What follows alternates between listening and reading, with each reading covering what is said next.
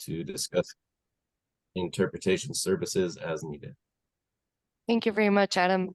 Hi, everyone. Good evening. My name is Valentina, and I'm here on behalf of Community Language Cooperative, and I'm here to provide and guarantee your commitment to language justice. Language justice is a type of simultaneous interpretation that seeks to create spaces in which no one language is dominant, spaces in which everyone can participate in the language of their heart. So to achieve this objective, we'll be using Zoom's interpretation feature. And what you will see in a couple of minutes is that a new button that looks like a globe will appear on the bottom bar of your screen. On that same bar where you have the buttons for the microphone, for the video, for the chat, etc. It'll be towards your right hand. Once you see this new little button come up, go ahead and click on it and select either English or Spanish as both the language that you will be listening into and speaking into. If you are joining the meeting on a phone or on a tablet, you will find the same options for interpretation by clicking on the button with the three little dots on the lower right-hand corner of your screen. This button reads More. Hola a todos, a todas y a todos, buenas noches. Mi nombre es Valentina y estoy aquí por parte de Community Language Cooperative para ofrecerles y garantizar su compromiso con la justicia del lenguaje. La justicia del lenguaje es un tipo de interpretación simultánea que busca crear espacios en los que no domine ningún idioma, espacios en los que todos puedan participar en el idioma de su corazón. Para lograr este objetivo vamos a utilizar la función de interpretación de Zoom. Lo que verán en un par de minutitos es que aparecerá un nuevo botón que parece un globo terráqueo en la barra inferior de su pantalla. En esa misma barra donde tienen los botones para el micrófono, para el video, para el chat, etc. Vendrá hacia su mano derecha. Cuando vean este botoncito aparecer, hagan clic en él y seleccionen inglés o español como el idioma en el que desea escuchar y el idioma en el que desea participar. Si usted está en esta reunión por medio de un teléfono o de una tableta, encontrará las mismas opciones para la interpretación haciendo clic en el botón que tiene tres puntitos en la esquina inferior derecha de su pantalla. Este botoncito dice More o Más. A quick reminder for those of you that do prefer to use English during this meeting, Spanish is 20 to 25% longer than English, so please be aware of your speed. And if you have any questions or any issues whatsoever with this technology, please let the whole group know by means of the chat box so that we can work together to address it.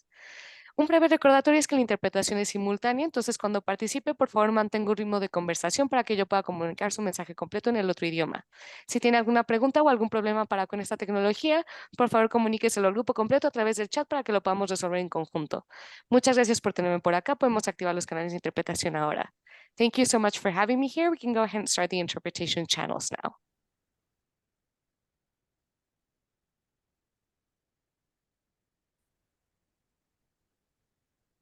Perfect. Are we all set up, Valentina? All right. With that, we will go ahead and get started. Thanks for joining everybody here for the final design meeting for the Via Verde Trail. My name is Adam Lind. I'm one of the project managers with Denver Parks and Recreation. So we're going to have an agenda today. Start off with, for all of the slides, we have them written in both English and Spanish. So the English is in this grayish color and the Spanish will be in blue. Hopefully that helps with everybody's visualization and understanding what we're seeing at. So we'll talk about our project team here, give some project background, dive into the proposed improvements, talk about a timeline, the feedback opportunities, and then have some time for Q&A today. If you were here for our last public meeting, which I believe was last November, some of the slides and content may look familiar. The design hasn't changed that much. We've really been spending time getting into the details and the engineering details, but have some changes to the timeline and want to share that information.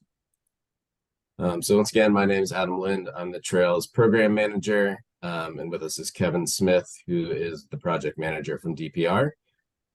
Additionally, on the project team, not here tonight, but as part of the team with the Department of Transportation and Infrastructure, our folks from the Green Infrastructure team and the Bicycle and Pedestrian team, and our consultant team doing the landscape architecture and design is Valerian and Icon Engineering. So I want to kind of start from the biggest picture from the back, Via Verde planning. The Via Verde, as some of you may be familiar with, is a bigger loop trail, green infrastructure, bike and pedestrian route that goes around the Westwood neighborhood. Today, we're really talking just about this piece here between Irving and Perry Street. That's focused where Denver Parks and Rec owns some land and will be building this trail itself. And there's other projects that have been completed recently, a trail along Tennessee through the Kepner campus and further east, new bike lanes that are on Kentucky Avenue, Pocket Park at Kentucky and Irving. So there's a lot going on, but just wanted to clarify today, we're just talking about this small piece here in the southeast corridor of the overall bigger loop. Some of the elements of the plan include wayfinding, and with this project, we will be implementing some of this wayfinding. I think some of it already exists today, but we're going to be focused with this project on kind of bicycle wayfinding signs, butterfly cairns, pole banners, and these are the main elements that we'll be looking to incorporate into the project to help guide people along this route and build that sense of place that the Via Verde is intended to create. So again, the project need here for this trail segment, it was identified as part of the bigger Via Verde plan. There's a need for safer and new connections to the Kepner school campus, improved crossings, opportunity to add green infrastructure, shade through trees, water savings through conversion of bluegrass to native landscapes, and those ADA upgrades at the street crossings for the trail and sidewalks. So this project is in the Westwood neighborhood, which according with our DPR equity index that was developed in 2020 and updated in 2022 scores the highest need based on historical investments in the neighborhoods that haven't been high. We're really focused on reinvesting in those neighborhoods. And so projects like this rise to the top where historically parks projects and other projects may not have come to the Westwood neighborhood. So as you can see, we have this map. All the neighborhoods within the city of Denver are ranked and scored. These indicators are some of the factors that went into that score, and darker green is higher need, and the yellow is less need because historically they have seen a lot of investment. And that's one of the reasons that this project is getting funded right now.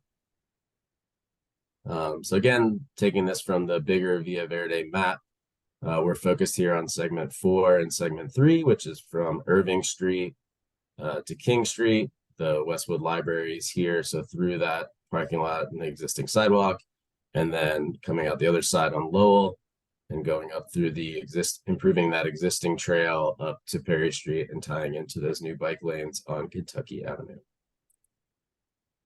So for some more project background and talking about the funding, this has changed a little bit.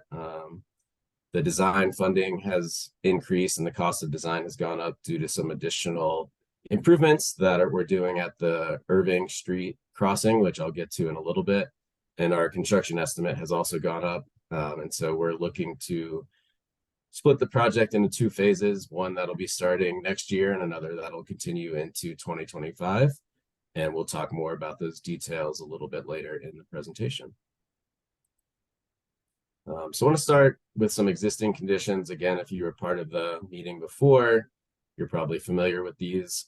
So right here is kind of where the project starts at Irving Street. All the schools, the Kepner campus, are over here on the opposite side. And so we've got a street crossing here that's got a lot of parking, a lot of traffic. Really want to improve that so that kids can get from the neighborhood on one side to the schools on the other. And then the photo here on the left, as you can see, is the big open green space.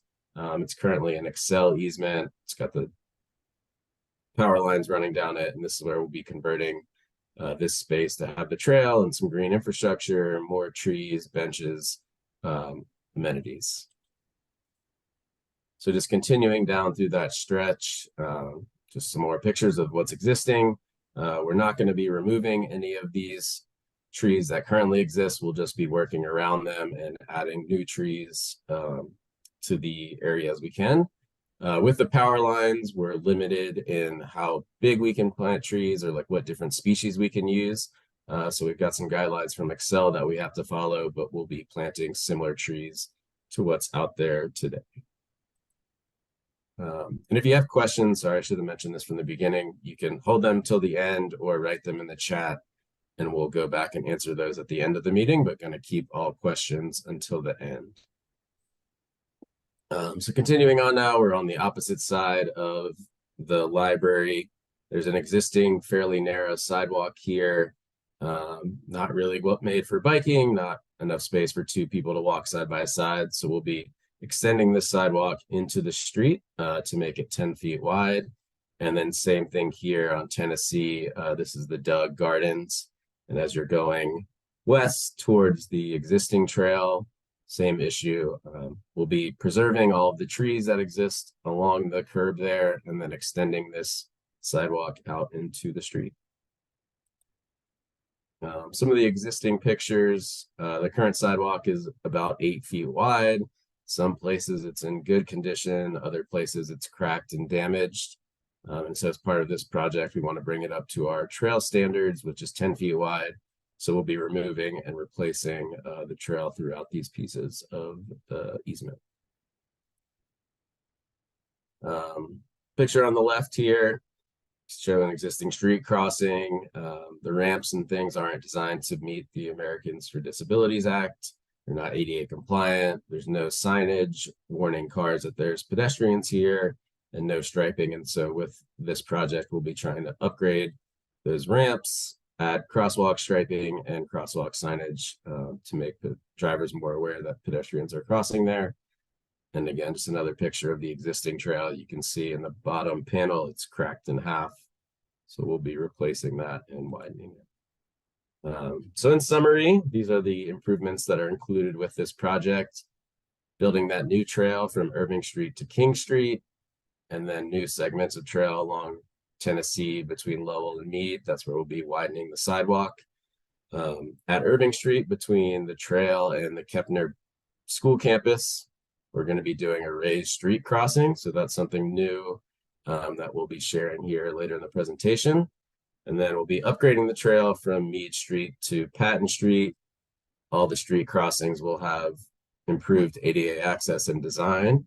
And then throughout the entire corridor, we'll be planting new trees, adding new irrigation that's more efficient and designed for the new native seeding, pollinator habitat, and green infrastructure water quality features. That'll be really cool and have some interactive education signage with those as well.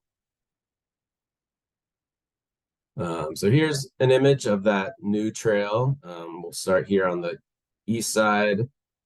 Got the street crossing that's raised. So the trail and the pedestrian crossing will stay at that same sidewalk level above the roadway, and cars will have to slow down as they go up to the crossing and back down to cross that. It should help slow down cars and help keep people safe as they're crossing the street there.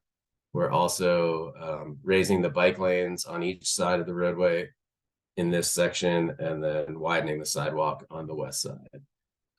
And then as you see, the trail kind of winds through the green space, has a lot of new trees, green infrastructure, water quality features at the corner here to capture some of that runoff from the roadway before it gets into the storm system, and then new ADA ramps at the corners here and here. There'll be some benches and wayfinding signage scattered throughout this section of the trail. And on the right side is a rendering of what that new trail will look like. And wanted to give some more detail about that street crossing at Irving Street. So traditionally, we had been talking about just having a raised crosswalk, which is just this space kind of around the striping. But since then, we've kind of had a discussion of raising the whole street for a longer distance. So that'll kind of invite cars and drivers to slow down, be aware that they're entering a new space that's pedestrianized, and to be on the lookout for kids and pedestrians in this area. So really excited about this. It should be a really great improvement for people walking and biking from the neighborhood to the school. And so these areas here will be bike lane, sidewalk, all kind of raised at the same level, 6 inches above the roadway. And same thing here on this side, bike lane. This will be the green infrastructure, and then that existing sidewalk will remain on the backside. And these are just two examples of what that kind of looks like. This one on the left side is more similar because it's got a whole raised section from one side of the ramp all the way to the other side of the intersection.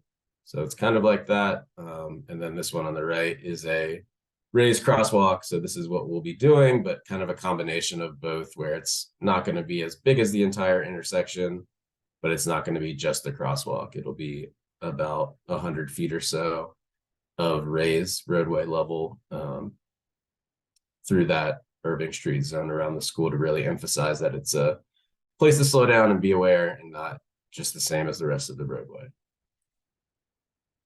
So moving west onto the other side of the library campus, here along Lowell, we'll be widening this street or widening the sidewalk to be 10 feet and kind of bumping out into the roadway. So again, this should have some traffic calming benefits. For both sides, there'll be a narrower street crossing. So for pedestrians, you've got less distance to cross. Still have stop signs everywhere at all the intersection legs.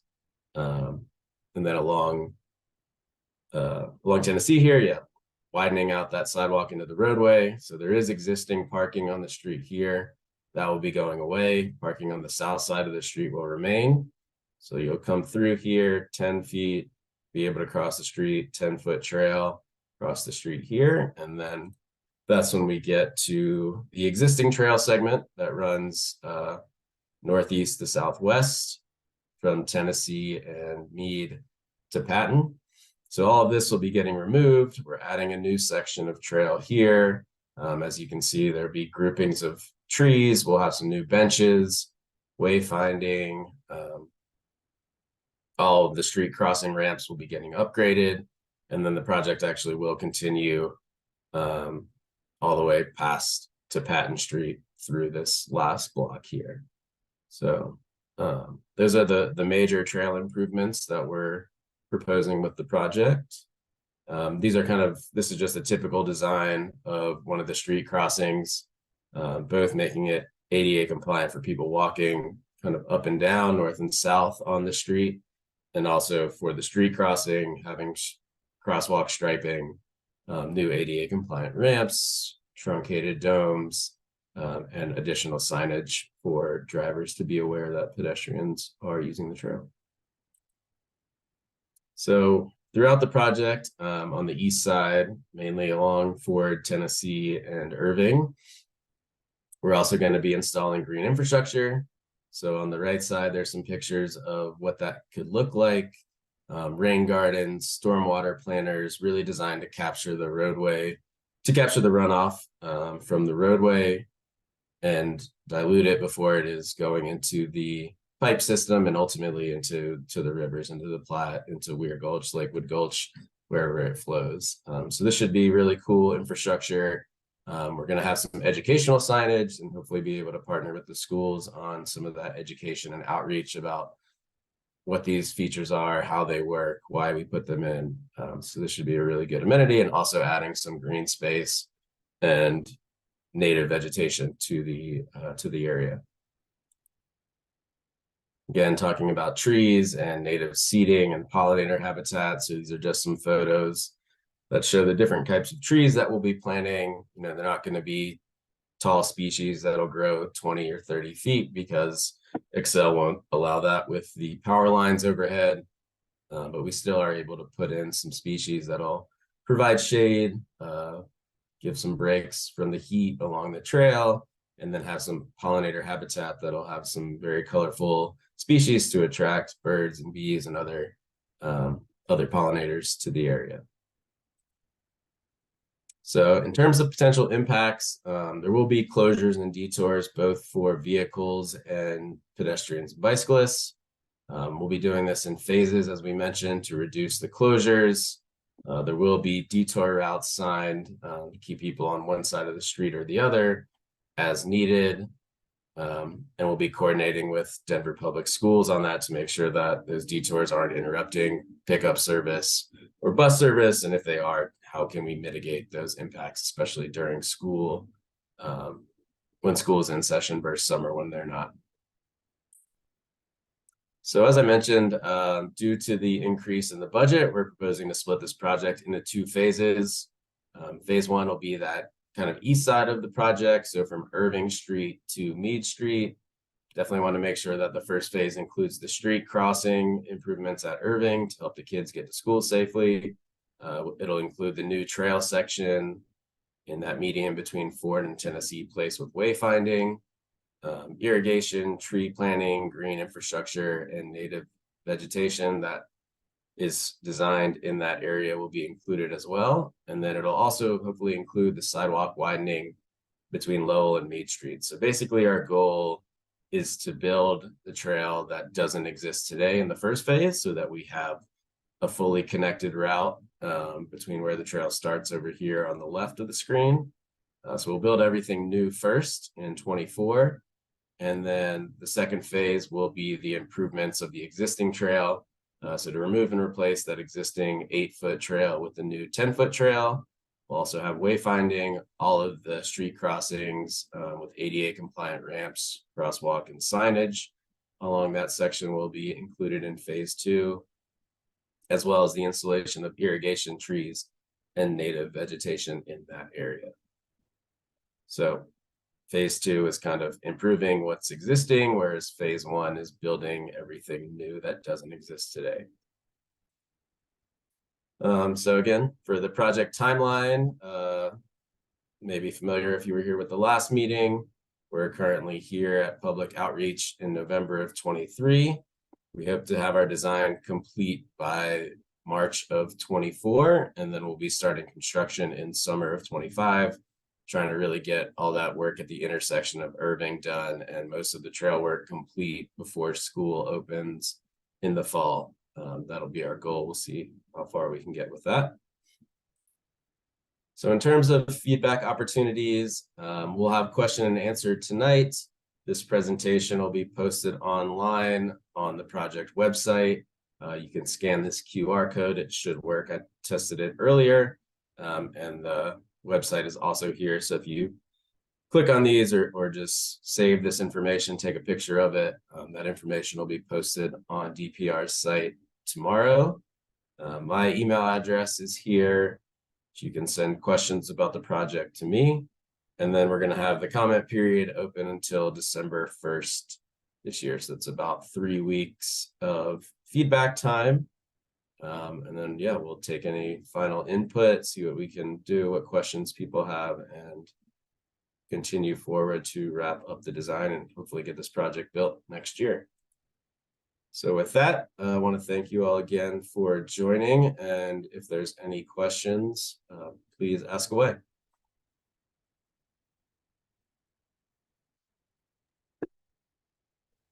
Jesus, I don't know if you want to be the coordinator here. Yeah, so good evening, everyone. Thank you for joining us again, especially on election night. So we thank you all for joining us. We do have a question on the chat. I will translate it because it's in Spanish. She's asking if we could put the link for the project in the chat. So if you want to go back to the page that you had it on, that way they could go directly to the project. And I'll put it out for them. And I'll put it out in the chat. Perfect.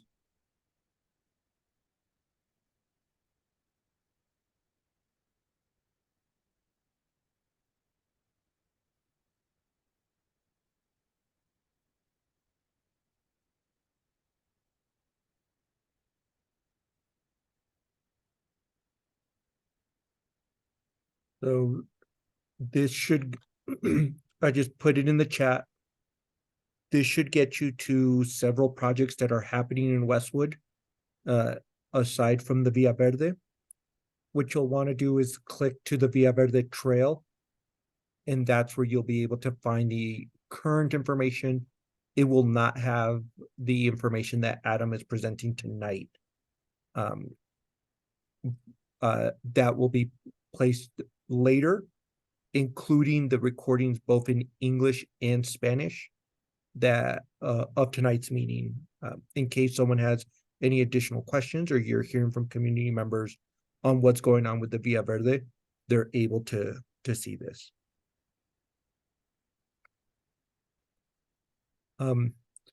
Adam, as we wait for other questions from people. Do you want to let people know what you're working on to be able to signalize to people where the Via Verde is coming and how that will look in their community? So even though they might not see the immediate construction, through the winter they might see signs of this project happening. Yeah, thanks, Jesus. Yeah, we've been discussing to put out some yard signs or sidewalk stickers that kind of have this same QR code on them. It just says Via Verde Trail coming or Via Verde construction coming 2024, 2025. So that people who can't make the meeting tonight or aren't that engaged when they're just kind of out walking around on their day, using the trail system and the sidewalks in the area will be able to be notified that this project is coming and construction is coming, and they can be aware. So we'll likely or potentially have a pardon our dust meeting prior to kickoff so that people are more aware of the actual impacts that are coming. But we should have these stickers out in the near term, and that way people will just be able to see what's going on. They can follow along on the website for update project information. It'll be a good way for others that aren't so engaged with public meetings to just get information as they're out and about. Great, thank you. And we do have a second question in the chat. Again, I will interpret it for you, translate it, and Valentina will continue with it. From Gabby Medina, she's just saying good evening. She would like to know if the project will finish by the summer of 2024. No, we're probably looking to start construction in summer 2024, hopefully a little bit earlier. It'll just kind of depend on our procurement process. But the phase one construction will probably start in the summer and run through at least 6 months, if not maybe 9. And then we'll start the phase two sometime in 2025. So total, it might be 12 to 18 months for the entire project to be constructed in the 2 phases. Right. And then we do have another question, but I do want to let people know that if you all want to raise your hand or go off mute, you're welcome to. In case we're not fully capturing your question or responding completely. Adrian has a question about the nature of the interactive elements you mentioned that would be added on the trail. Yeah, so most of that is going to be for the green infrastructure. So it'll be some interpretive signage that explains what all the green infrastructure is, why it's there, kind of the science behind it. We're still working through the details of what that'll look like, so I don't have any final images to share, but it'll be kind of more interesting than just a traditional rectangle street sign that really shows like what the species are, how they benefit, what they're doing in terms of collecting and cleaning stormwater, and information like that.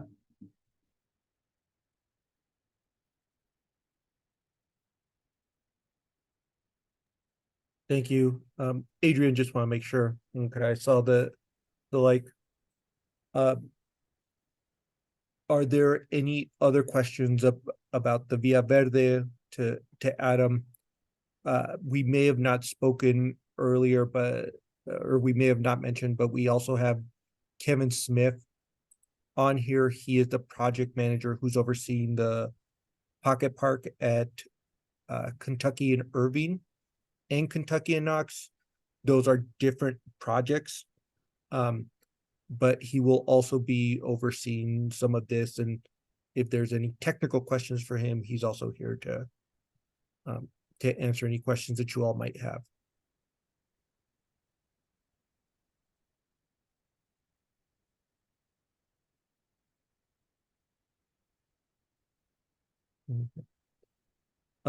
We have a question and comment in Spanish, Adam, that I'll translate again from Mari.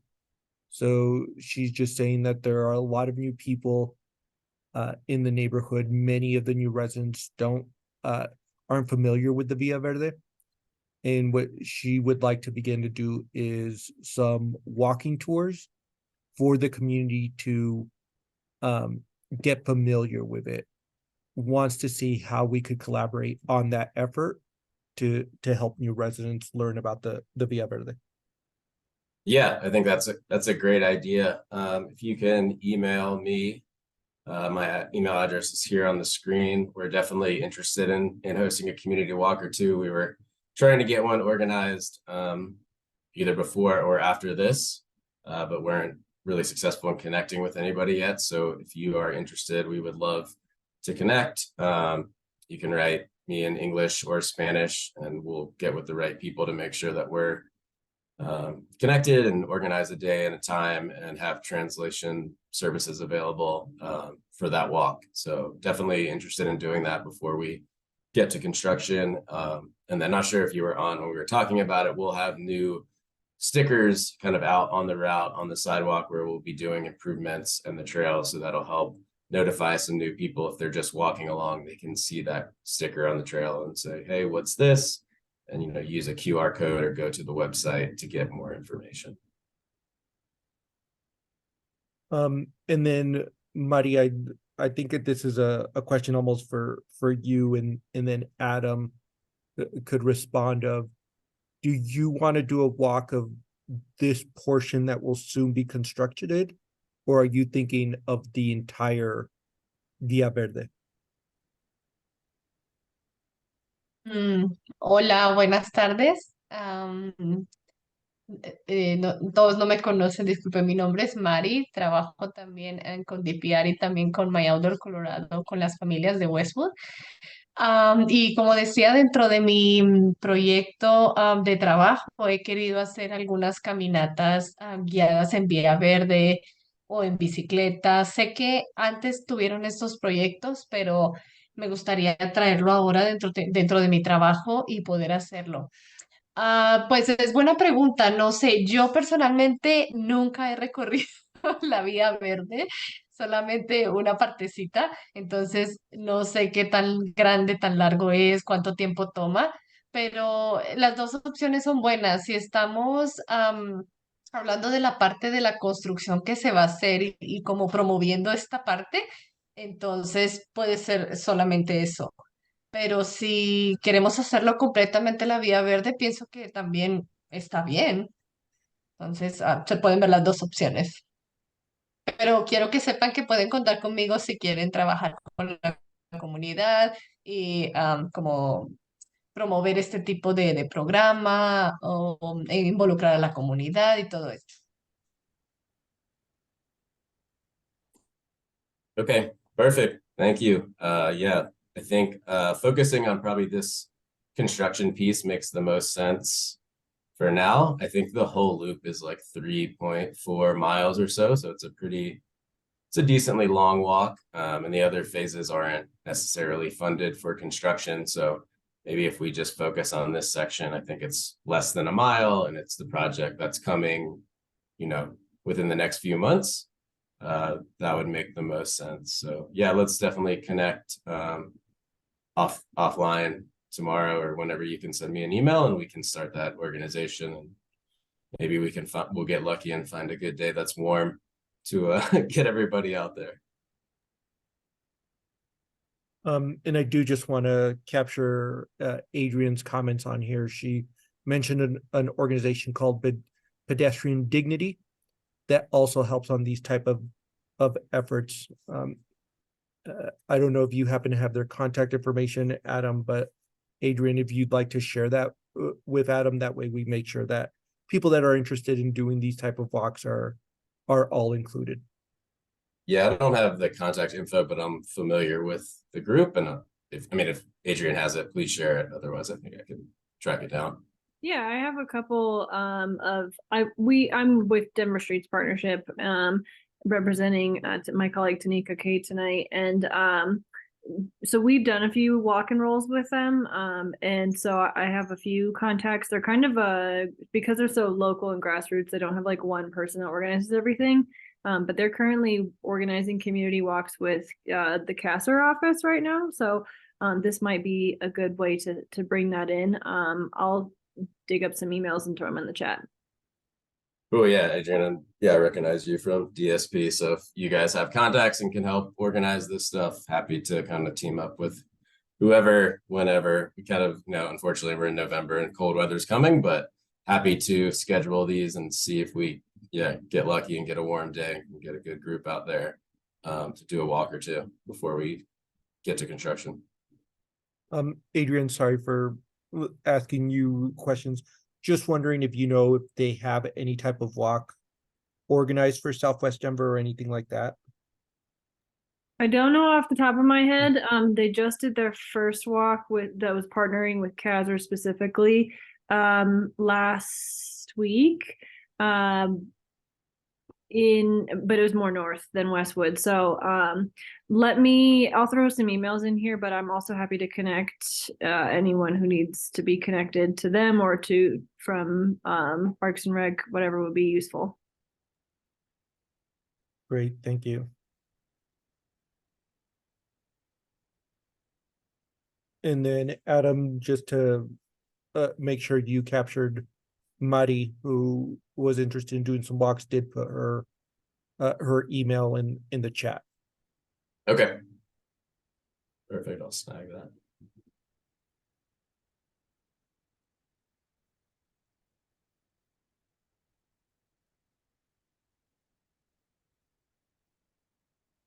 that. So although the meeting was supposed to go till 7, I do see that there are some people that have joined us. We're talking about the Via Verde, but unless there are any questions, we might end the meeting early. Either again, feel free to raise your hand, unmute yourself, or put something in the chat while we're here.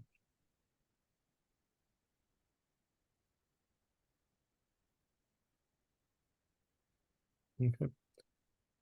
Adam, Kevin, anything else? Oh, hold on.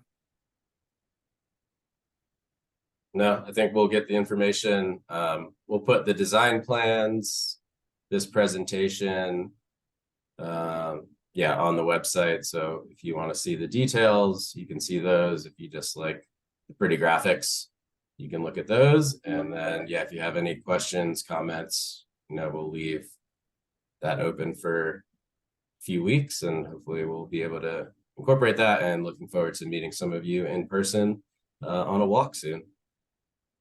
Yep. All right. Again, we thank you all very much.